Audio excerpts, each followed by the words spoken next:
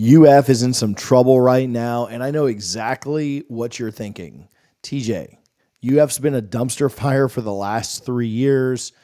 I understand that. But somehow things have all of a sudden gotten worse. Now, you know what they say about glass houses and stones. And there were a lot of UF fans celebrating when FSU got hit with NCAA sanctions last week. But just about 7 or 8 days later, the Gators now find themselves facing the same thing, possibly facing something worse. Matt Baker of the Tampa Bay Times reported today that the NCAA had notified UF that they were under investigation. What for, we'll talk about in just a moment. Now, UF tried to hide the investigation, which is maybe my favorite part of this, although I'll probably say that 3 times during the video. I've got a lot of favorite parts of this, but UF tried to hide the investigation. Matt Baker and the Times reached out for this information a while back, and UF declined that, but then ultimately the Times got their attorneys involved, and being a state-run institution, UF had to comply with the Freedom of Information Act. Being a public and state-run university, they could not deny the request forever, and the hiding of it couldn't stand. Now, what's funny is that they released this at 5 p.m. on Friday, a classic news dump, trying to drop it or have Matt Baker release it because they knew he would run a story as soon as they did, trying to have him release it at the best possible time for them. So their motive and their goal was for as little people as possible to find out about this. That's why they released it at 5 p.m. on a Friday. I never ask you guys to share my videos. I just don't. I'm not here for that. But because that was their motivation, I'm going to ask you to share this one. And we're going to try and make this one the biggest that we've ever had. Tag your Gator friends, tag your Gator hater friends in it, and let's get the word out on this one. They want to suppress it. We'll show them what suppressing stuff looks like. What's this likely about? It's probably about the Jaden Rashada situation from a couple of years ago. You remember the story, and I've had some folks, and I believe even Brett McMurphy has reported on this now. I've had some folks talk to me about it, and it sounds like you know that story, right? Miami had the kid committed. Florida thought they were getting him. He ended up flipping back to Florida. There were massive rumors around the number of NIL dollars that he was going to be getting. The rumor was 13 to 14 million. And then obviously that contract was not fulfilled. UF didn't have those funds or was unwilling to pay them. He asked out of his NLI, National Letter of Intent, and ended up over there with Kenny at Arizona State. Now, obviously that was a complete black eye and a complete dumpster fire for the University of Florida at that time.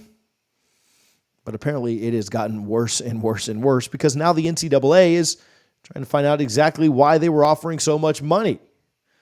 Want to know the absolute best part of this? Again, I told you I was going to say that 3 or 4 times. I'm hearing that the Canes may get involved in this as well, and that the NCAA is very likely investigating there also. Now, being a private-run university, they don't have to comply with any requests for information or requests for documents like Florida or Florida State would. But I think their day is coming too. And they were both involved with the Rashada situation. And so that's what I think is going to be a lot of fun to see it all kind of pan out. Now, when you look at Florida State getting caught last week for ultimately driving a kid to a meeting, something that today I don't even know would be a violation anymore, and what UF got caught for, trying to induce a kid to come to school for millions and millions of dollars, I don't even think they should be punished for trying to induce the kid to come to school. I think they should be punished for offering a kid that wasn't even a 5-star that much money. The NCAA should let them get away with breaking the rules and just try and give them a penalty for being dumb. That much money for any recruit in the country is absurd, let alone a kid that's a 4-star quarterback. The other thing that's insane is that when you look at both programs over the last little bit, Florida State has won 23 games since their infraction, since their violation occurred. Now, UF, in that same span, and since their violation was caught, has won 11 games. Napier, at the end of the day, is just a horrific coach. He's not good. He's awful during games. He's awful during game prep. He is awful recruiting. He's awful managing a program. He's awful retaining talent. He's terrible in rivalry games. And there truly is no bright side if you're a Gator fan. And if I'd have said that a year ago, we would have had Gator fans in the comments of this video going nuts, absolutely reading me the riot act. Oh, how could you say that? You're just jealous. Look at Mike's first 2 years. Look at this. You wanted Norvell gone, blah, blah, blah, blah, blah. That's all that they would be saying. But there won't be any Gator fans saying that in this video's comments. Go look through the comments. They agree. They know that he's sunk. They know that he's done. They know that he's a lame duck coach. They know beyond a shadow of a doubt that he is not going to be the coach of their team come December 1st of 2024. Now, does he make it to the Florida State game? Does he make it much past the game in Jacksonville against Georgia? I don't know. That's to be determined. But they know that Napier is not surviving. They know that he hasn't gotten the talent at UF to a spot where it can actually compete against the mediocre SEC teams. We're not asking you to compete with the LSUs and Bamas and Georgias. We're wondering if you can compete with the Missouris and Kentuckys and South Carolinas. But unfortunately, he's not gotten the team there. And even with cheating by $13 million, he still wasn't able to do it. See, Florida State turned their cheating into 23 wins out of 26 attempts. Florida has 11 wins in their last 25 games. It is insane how mismanaged and poor that staff is.